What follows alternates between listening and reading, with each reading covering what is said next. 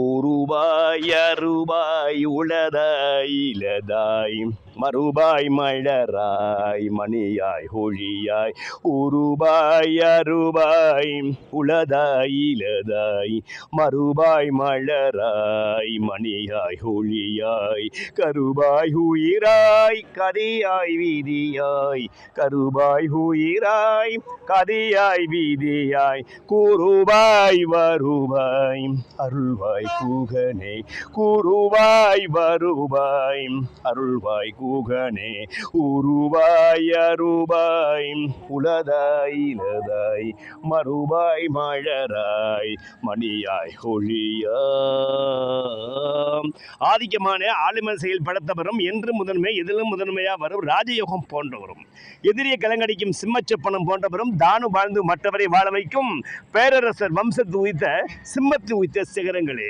பிரியமான சகோதர சோழே, சிம்ம ராசியில் பிறந்த ஒரு ஜாதகனுக்கு, அதாவது லக்கணத்திலேயே சூரியன் சந்திரன் என்று அமாவாசை யோகத்தில் அமைய பெற்றவருக்கு லக்கணத்துக்கு 4ஆம் இடம் என்று சொல்லக்கூடிய சதுர்த்த கேந்திரமான 4இல் ராகு பகவான் அதி உச்சம் பெற்று கரும்பாம்பு என்று சொல்லக்கூடிய ராகு பகவான் அதி உச்சம் பெற்று அந்த உச்சம் பெற்ற ராசி அதிபதி செவ்வாய் பகவான் லக்னத்தில் அமைந்து அந்த லக்னாதிபதி இந்த சூரியன் சந்திரன் என்று சொல்லக்கூடிய சிம்ம ராசியில் அமைந்து அமாவாசையில் அமைத்து பெற்ற ஜாதகருக்கு ராகு திசை நடந்து ராகு திசையும் 6வது திசையாக வரும்பொழுது அம்சத்தில் ராகு பகவான் சுக்கிரன் சனி ராகு என்று சொல்லக்கூடிய புஷ்கரண மாச விசாக 4ஆம் பரம் கடகத்தில் இருக்கும். இப்படி கடகத்திலிருந்து இந்த ராகு திசை 6வது திசையாக வரும் பொழுது இந்த 18 வருட காலங்களில் இந்த ஜாதக பெரும் தனபரையும் பெரும் ஸ்திரச்சொத்து யோகத்தையும் அமைத்திடுவார். வெளிநாட்டு வரவுகளை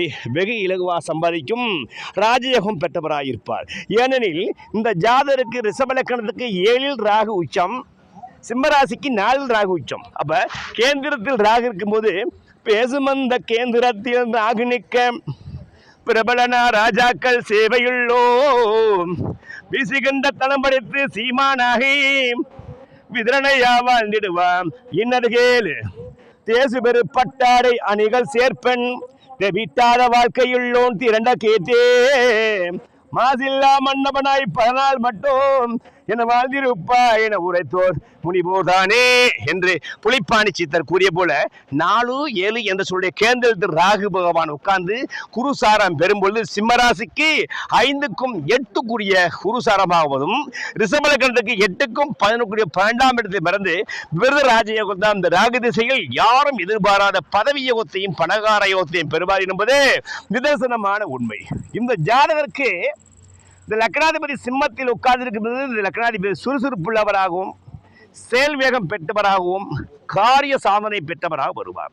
இந்த லக்னாதிபதிக்கு 2ஆம் வீட்டில் இந்த ரிஷப லக்னத்துக்கு யோகாதிபதி என்று புதன் பகவான் கன்னியில் அதி உச்சம் பெற்று அஸ்தம் சாரம் புஷ்கண்ட வம்சம் பெற்றோம். மேலும் லக்னாதிபதிக்கு 12ஆம் வீட்டில் ராஜ யோகாதிபதி என்று விளக்கப்படும் பானுமைந்தன் சனீஸ்வர பகவான் புனர்பூசம் 4ஆம் பாகம் புஷ்கண்ட வம்சம் பெற்றும் அமைப்பது ஒரு விசேஷ ராஜயோக அமைப்பாகும். அதாவது காலபுருஷத்துக்கு 9 குரு பகவான் மேஷத்தில் 9ஆம் பார்வையாக பார்க்கும் அமைப்பும், காலபுருஷனுக்கு 10 சனீஸ்வர பகவான் கடகத்தில் உட்கார்ந்து 7ஆம் பார்வையாக மகரத்தில் பார்க்கும் அமைப்பும் இது ஒரு விசேஷ ராஜயோக அமைப்பாகும். கடகத்தில் 10 சனி வரும்பொழுது, கடகத்தில் 10 குரு வரும்பொழுது, கடகச்சனிக்கு 10 குரு வரும்பொழுது மிகப்பெரிய ராஜயோகமாகும். இந்த ஜாதகர் மத்திய வயது 50 வயதுக்கு பிறகு ராகு திசை நடக்கும் பொழுது இந்த ராகு திசை பெரும் பணபரவுகளையும் பெரும் பணக்கார ஸ்திரச்சொத்து திகழ்ந்து அகிலமும் போற்றும் ராஜாவாய் வலம் வருவார். இப்படி ஒரு 11 ஜாதகங்களை ஆராய்ந்தால் சிலருக்கு மட்டுமே அமையும். ஏனெனில் இப்படி அமைந்தவருக்கு பூர்வ புண்ணியம் என்று சொல்லக்கூடிய பூர்வ புண்ணியம் உச்சம் பெற்றிருந்தால் தான் இவர் இப்பிறவியில் ராஜயோக பதவியில் ராஜாங்க பதவியில் அனுபவிக்க முடியும்.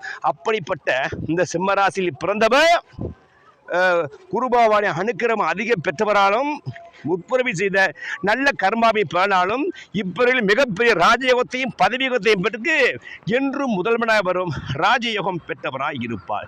இப்படிப்பட்டவருக்கு இந்த கரும்பாம்பு என்று சொல்லக்கூடிய ராகு இந்த 18 வருட காலங்களில் இவரை மிகப்பெரிய ராஜாவாய் ஆற்றுவது நிதர்சனமான உண்மை. இதை யாரும் மாற்ற முடியாது, இதை யாரும் தடுக்க முடியாது. அந்த வகையில் இவர்கள் மிகப்பெரிய ராஜயோகத்தை இப்பிறவில் அடைந்து விடுவார்கள். இது இவர்கள் வாங்கி வந்த வரம் என்றே சொல்லலாம். இவர்கள் ராகு திசை இவர்கள் செல்கின்ற துறை அரசியலாக இருந்தாலும் சரி, பிசினஸாக இருந்தாலும் சரி, என்றும் இவருக்கு சிவப்பு கம்பளம் அடித்து மிக பெரு ராஜயோகத்தையும் ஒரு பணக்காரயத்தையும் கொடுப்பது நிதர்சனமான உண்மை. இதை யாரும் மாற்ற முடியாது. அப்படிப்பட்ட ராஜயோகத்தை பெற்ற இந்த கரும்பாம்புடைய யோகத்தை பெற்ற இந்த ஜாதக மிகப்பெரிய ராஜா வருவது உண்மை.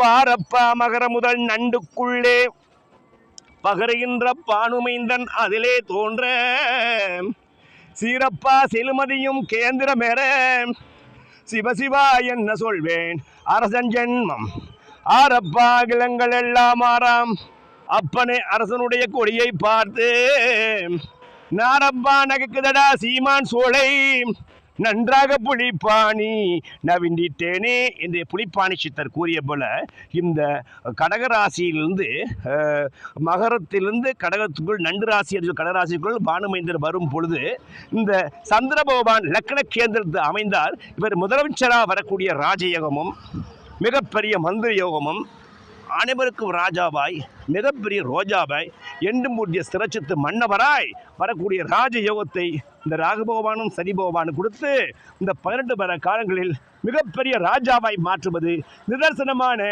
உண்மை உண்மை உண்மை.